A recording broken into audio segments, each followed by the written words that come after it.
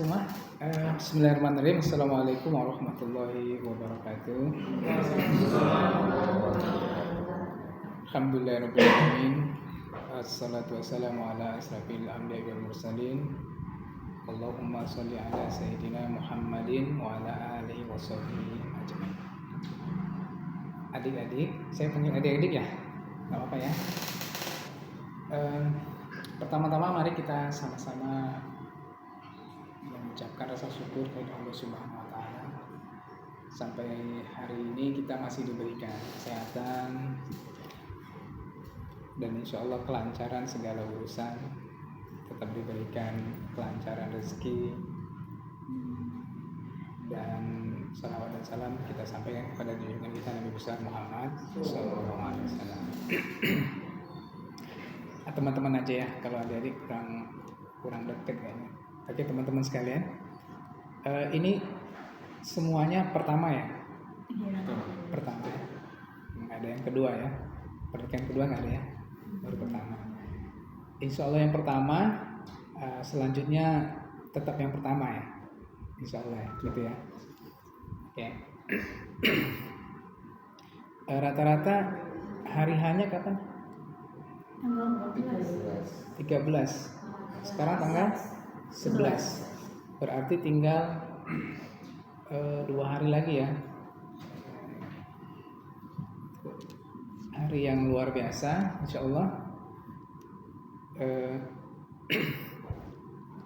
Bahwa perjalanan hidup kita akhirnya akan sampai pada titik ini ya.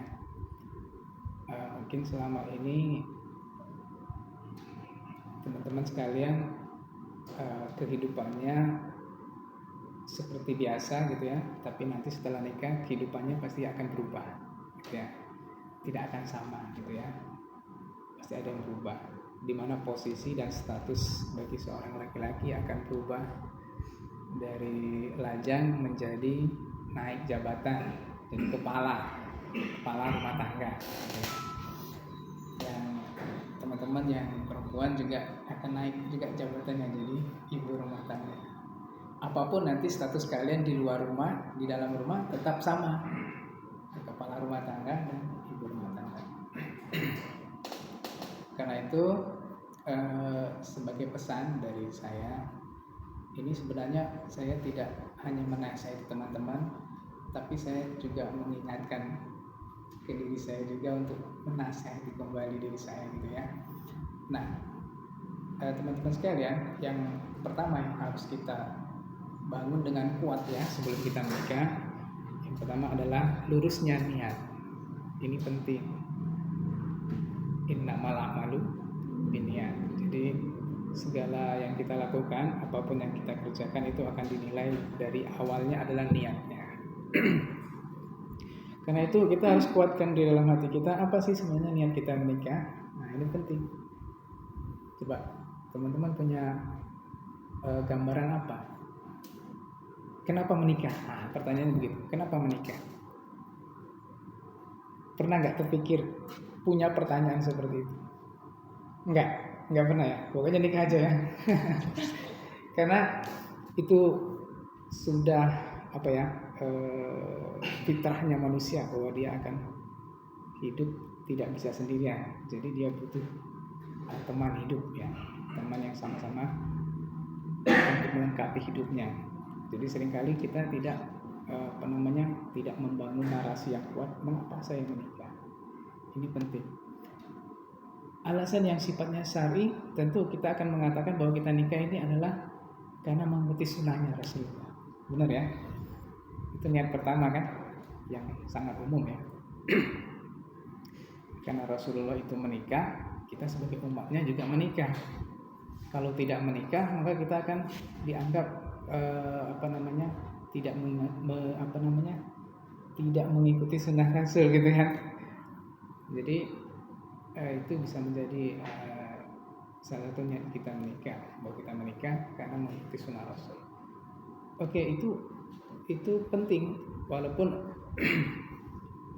ada hal yang lebih mendasar lagi dari mengikuti sunnah kan. Karena kalau mengikuti sunnah berarti kalau nggak ngikuti juga nggak apa-apa gitu, tidak ada masalah gitu ya. Kan sunnah ya. Karena faktanya ada juga orang yang soleh juga tidak menikah ada, gitu kan? Benar kan? Kalau nggak salah bahkan ada yang ada nggak nabi yang tidak menikah? Ada ya? Ada nggak? Nabi Isa misalnya. Nabi Isa menikah nggak? Nggak tahu ya. Dalam keyakinan orang lain, dalam keyakinan Nasrani misalnya, mereka mengatakan Nabi Isa itu nggak menikah. Padahal ada riwayat yang lain mengatakan bahwa Nabi Isa itu sebenarnya menikah. Tapi nanti kita carilah riwayatnya. Atau Nabi Yahya misalnya. Beliau udah wafat di usia muda, belum nikah. Ya. Jadi masih muda. Nah, cuma yang membedakan karena orang-orang soleh seperti mereka itu punya tugas dan tanggung jawab yang berat. Jadi bukan mereka tidak mau menikah, bukan sengaja tidak menikah, karena saking sibuknya gitu ya, mengurusin umat gitu ya. Jadi nggak sempet mau menikah gitu. Tetapi artinya ketika memang ada yang tidak menikah karena sesuatu yang memang bukan disengaja, itu tidak masalah. Tetapi kalau sesuatu penyebabnya niatnya sengaja, itu tidak boleh justru haram kalau tidak menikah dengan sengaja ya, dengan sengaja menikah. Karena ada dulu sahabat Nabi ketika dia mau menunjukkan dirinya sebagai muslim yang baik gitu ya, dia ingin totalitas ibadah, dia sampai sempat mengatakan, ada sahabat itu sempat mengatakan, saya tidak akan menikah selamanya. Maksudnya dia ingin soleh gitu ya, karena menikah itu dianggap nanti akan mengganggu kesolehan gitu. Jadi dia berniat tidak menikah selamanya. Dan itu justru ditegur oleh Nabi, nggak boleh. Kenapa? Karena aku, kata Rasulullah, aku menikah. Kalau kamu nggak mau menikah dengan alasan itu tadi, berarti dia tidak mengikuti sunnah. Jadi itu yang pertama ya, bahwa kita menikah itu mengikuti sunnah Rasulullah. Dan memang fitrahnya manusia. Tapi ada yang lebih penting lagi dari itu. Apa? Ada yang tahu? Tujuan menikah itu apa? Coba, apa kira-kira? Mas apa? Nah, apa tujuannya? Jawab aja bebas gitu. Nggak ada, ini bukan ujian ya. Nggak ada penilaian benar atau salah. Jawab aja bebas.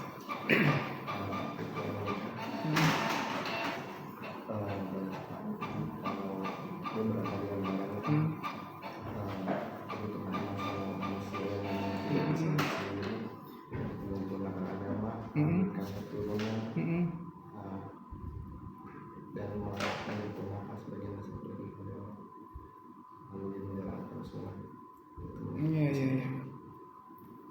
Oke, yang lain gimana? Setuju? Atau punya niat yang lain? Karena bisa saja kan terbersit niat yang lain kan. Misalnya karena calon suaminya itu direktur, berarti ada motif materi di situ kan. Atau CEO yang menyamar. Jadi ada motif lain kan gitu kan. Nah, kalau kita rangkum semua motif-motif itu tadi, jadinya apa itu? Dalam satu kata. Yang ibadah. Jadi kita rangkum tuh semua apa ya? Tadi sunnah, tadi kan memang fitrahnya, termasuk ada tujuan-tujuan di sana yang spesifik, misalnya yang merupakan fitrah ya. Itu alasan keturunan. Karena orang kalau tidak menikah kan nggak punya keturunan. Kalau punya keturunan tanpa menikah, itu jalan belakang, itu menyimpang dan lain sebagainya tadi yang disebutkan Mas tadi. Nah itu kita rangkum bahwa tujuan utamanya itu adalah ibadah. Jadi kenapa disebut ibadah? Kenapa disebut ibadah? Nah, berarti kalau kita sebut ibadah, maka tujuan yang paling utama itu adalah bahwa pernikahan itu seringkali di apa gini ya? Ada yang mengatakan begini, ketika kita memutuskan untuk menikah, kita itu seperti membuka pintu. Jadi ketika kita menikah, kita membuka pintu dan masuk ke dalam pintu itu. Dan ketika kita tidak menikah, maka pintu itu berarti tidak kita buka. Nah, seringkali pandangan-pandangan psikologis mengatakan pemikir-pemikir yang mengatakan bahwa seringkali orang ketika membuka pintu itu dia membayangkan sesuatu yang luar biasa dalam pernikahan itu, macam-macam ya, termasuk motif segala macam. Tapi ketika ia sudah membuka pintu itu dan berada di dalamnya, banyak orang yang merasa kecewa. Kenapa? Karena tidak seperti yang dia bayangkan. Coba mas-mas, teman-teman sekalian membayangkan sebelum menikah itu kan semua yang ada di benak pikiran kita adalah yang indah-indah, yang menarik, pokoknya romantis, bahagia segala macam. Benar nggak? Rasanya seperti itu ya, umum ya. Tapi nanti setelah menikah, setahun, 2 tahun, 3 tahun, nah teman-teman bisa survei yang sudah menikah kan? Ternyata banyak sekali yang mereka hadapi itu yang tidak pernah terpikirkan sebelumnya. Benar nggak? Benar ya? Nah, mungkin misalnya contohnya begini.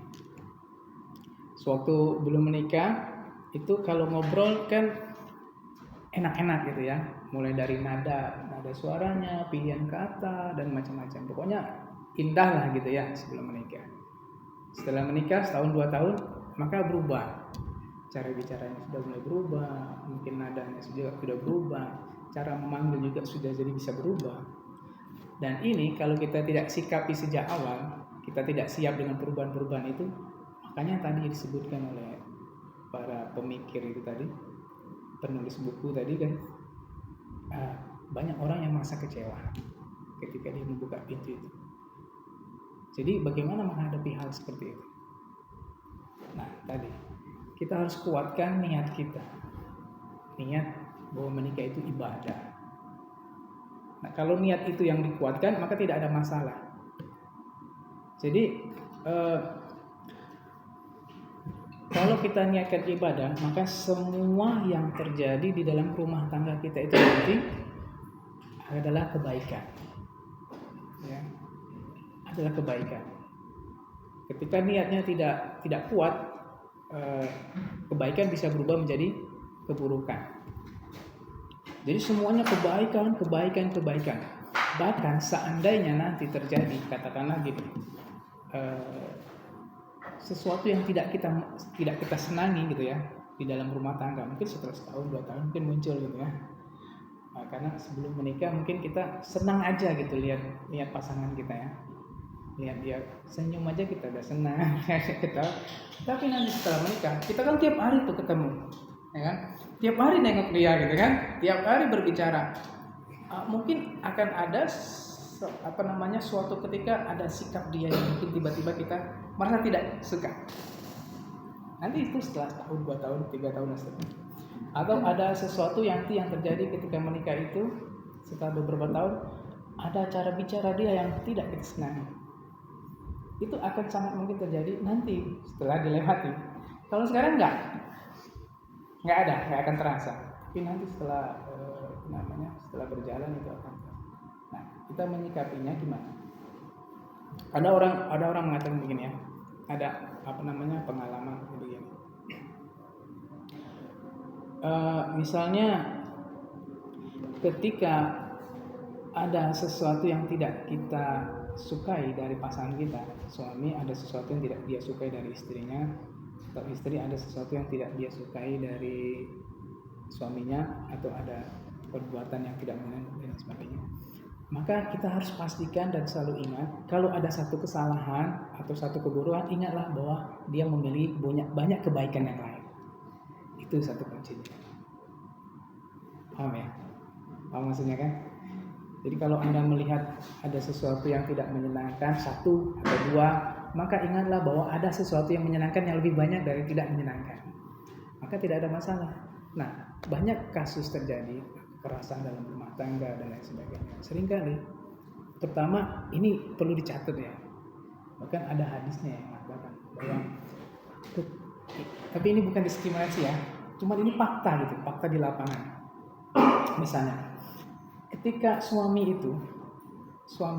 melakukan satu kesalahan atau adalah yang buruk atau apa ya satu, nah, wanita cenderung dia mengingat yang buruk itu, yang jelek itu, walaupun satu, padahal dia mungkin sudah 1000 kebaikannya sama istrinya, tapi yang diingat oleh istrinya biasanya yang buruknya itu, walaupun cuma satu.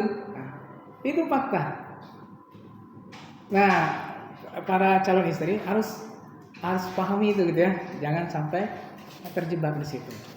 Dan Nabi mengingatkan seperti itu. Salah satu sifat wanita katanya seperti itu. Nah, teman-teman, terutama yang calon ibu harus mengetahui itu dan memahami itu supaya tidak terjebak. Justru ternyata sifat itu ada sama kita, atau kita tidak menyadari sifat itu ada sama kita. Ya. Supaya maksud jangan sampai gitu. Karena kalau disurvei di lapangan, teman-teman pasti akan menemukan seperti itu. Termasuk nanti survei para suami. Coba tanya kalau memang mau survei misalnya. Sering terjadi seperti itu ya. Jadi istri itu lebih kuat ingatannya ketika suaminya melakukan kesalahan dibanding kebaikan suaminya gitu. Apalagi kalau sempat bertengkar, pasti yang kesalahannya yang kemarin yang setahun yang lalu tuh ingat lagi, dia muncul lagi kan. Nah, jadi itu rumusnya, selalu ingat, selalu pastikan bahwa kalau kita melihat sesuatu yang tidak kita sukai dari pasangan kita, maka ingatlah bahwa yang kita sukai sebelumnya itu lebih banyak. Atau kita ingat sesuatu yang buruknya, maka ingatlah sesuatu yang baiknya gitu ya. Kemudian kaitannya dengan ibadah tadi ya, bahwa mengapa dalam rumah tangga itu, keluarga itu yang niatnya dengan benar, yang terjadi hanyalah kebaikan-kebaikan. Ambil satu contoh misalnya, ketika suami pulang ya, kerja atau dari luar misalnya, suaminya masuk, istrinya menyambut dengan tersenyum gitu ya, sambil membawakan segelas air putih, hanya segelas air putih. Lalu suaminya itu meminum gelas air putih itu sebelum dia duduk, maka pada saat itu dosa-dosa dari si istri ini Allah ampuni. Bayangkan teman-teman, betapa luar biasanya nilai ibadahnya orang berumah tangga. Itu baru air putih ya, belum yang lain-lain gitu ya, yang lain-lain yang diberikan oleh istri ke suami, baru air putih. Teman-teman bayangkan sendiri apa yang akan diberikan kepada suaminya bagi calon istrinya. Itu semua akan bernilai ibadah. Ya, keren nggak? Keren kan orang menikahnya? Karena saking kerennya jadi gue ingin menikah terus ya. Nah, begitu juga si suami. Siapa manusia atau laki-laki yang paling baik di dunia ini? Kata Nabi cirinya satu, lelaki yang paling baik itu. Ternyata standarnya, ukurannya, lelaki yang paling baik di dunia itu adalah dia yang memperlakukan istrinya dengan cara yang terbaik. Dan kata Nabi, aku adalah yang paling baik pada istriku. Jadi ternyata ukuran-ukuran kita sebagai laki-laki, apakah prestasi segala macam itu belum menjadi standar tertinggi tentang baiknya seorang laki-laki. Ternyata standar tertinggi baiknya seorang laki itu ukurannya bagaimana dia memperlakukan istrinya. Nah, gitu ya. Paham ya? Makanya Allah memperintahkan kepada suami, ini khusus pada suami, pergaulilah istrinya itu dengan cara yang yang baik. Gitu. Udah lebih 5 menit Ibu Ilana? Apa? Udah lebih 5 menit ya? Udah kayaknya. Udah 2 SKS ya. Oke, ya, itu ya teman-teman ya. Tadi yang kita bicarakan? Pertama niat tadi ya. Niat kita menikah itu ibadah. Kemudian bagaimana kita menyikapi rumah tangga kita, karena itu kita anggap ibadah, maka di dalam rumah tangga itu pastikan, yakinkan bahwa hanya ada kebaikan-kebaikan. Nah, kadangkala kan sesuatu yang kita lihat buruk, karena kalau kita tidak bisa memahaminya, maka itu kita anggap buruk. Padahal bisa saja sesuatu yang buruk itu menjadi suatu kebaikan. Misal ya, contoh ya, ini penting juga ya teman-teman, karena kalau kita tidak memahami bisa jadi terjadi pertengkaran. Padahal boleh jadi ya sesuatu yang ada kejadian lah nanti ya, misalnya di dalam rumah tangga itu yang terlihatnya tidak baik, padahal sebenarnya di dalamnya ada kebaikan. Contoh ya, misalnya tiba-tiba istrinya ngomel-ngomel, marah-marah misalnya. Secara zahirnya itu terlihat tidak baik ya, tidak bagus. Apalagi kalau suaminya reaktif itu maksudnya emosional kan, tidak tahan diomelin kan, balik marah, kan jadi ribut ya. Dan memang tidak enak diomelin itu. Karena ada cerita itu. Pernah dengar nggak cerita? Jadi ada jin gitu kan. Jin keluar dari dalam sumur. Tapi ini cerita yang mitos ya, bukan fakta, bukan sejarah, bukan, hanya untuk mengambil pelajaran saja. Jadi ada jin keluar dari sumur gitu ya. Keluar dari sumur, dia ketakutan. Terus sama yang pemilik rumah ditanya, ada jin nih, ngapain kamu keluar dari sumur? Kata si jin itu, aku lah beratus-ratus tahun tinggal di sumur ini gitu. Baru kali ini aku udah tahan, aku keluar dari sumur. Nah, tahu enggak kenapa dia keluar dari sumur? Ternyata istrinya si pemilik sumur tadi ngomel-ngomel pas dia di pinggir sumur, tulaknya sama suami, masuklah dia ke dalam sumur. Rupa jinnya gak tahan kan dengan ngomel-ngomel. Akhirnya keluar dia dari sumur. Aku udah ratusan tahun di sumur ini, gak tahan, baru kali ini gak tahan. Itu cerita. Tapi inti yang mau disampaikan tadi apa? Nah, ini belum nyambung ya, belum kita sambungkan. Intinya gini. Ternyata ketika kita sabar, ketika istrinya tadi ngomel-ngomel, kita sabar. Nah, sabarnya kita itu menjadi kebaikan. Jadi ketika kita melihat sesuatu yang buruk, belum tentu itu buruk. Bisa jadi itu kebaikan. Contoh tadi kan, istrinya ngomel-ngomel, ternyata suami menyikapinya dengan sabar. Maka ngomel-ngomelnya istri tadi menjadi ladang pahala buat suami. Benar gak? Itu kalau kita bisa memahami. Kalau kita tidak bisa memahami, hanya yang dominan ego dan emosi, balik marah, balik ngomel, jadi ribut kan? Nah, jadi sama-sama ngomel jadinya. Tetapi ketika kita bisa melihat itu sebagai suatu kebaikan, mungkin Allah lagi nguji kesabaran gitu kan? Ya sabar aja. Ternyata omelannya tadi menjadi pahala buat si suami. Benar nggak? Karena nanti jangan kaget. Boleh jadi nanti banyak laki-laki suami-suami yang masuk surga bukan karena dia ibadahnya luar biasa, bukan karena dia mungkin pernah berjihad segala macam, justru kan dia sabar menghadapi istrinya. Boleh jadi gitu kan? Oke teman-teman, itu saja ya yang saya sampaikan ya, mudah-mudahan ada manfaatnya. Dan saya ucapkan buat teman-teman semuanya, selamat menempuh hidup yang lebih luar biasa dari sebelumnya, menjadi naik pangkat nih, jadi kepala rumah tangga, dan semoga menjadi keluarga yang sakinah, mawaddah, warahmah, serta dinaungi oleh Allah, dan rumah tangganya adalah kebaikan demi kebaikan. Kebaikan demi kebaikan adalah keberkahan. Demikian ya. Saya akhiri, billahi taufiq wal hidayah. Wassalamualaikum warahmatullahi wabarakatuh.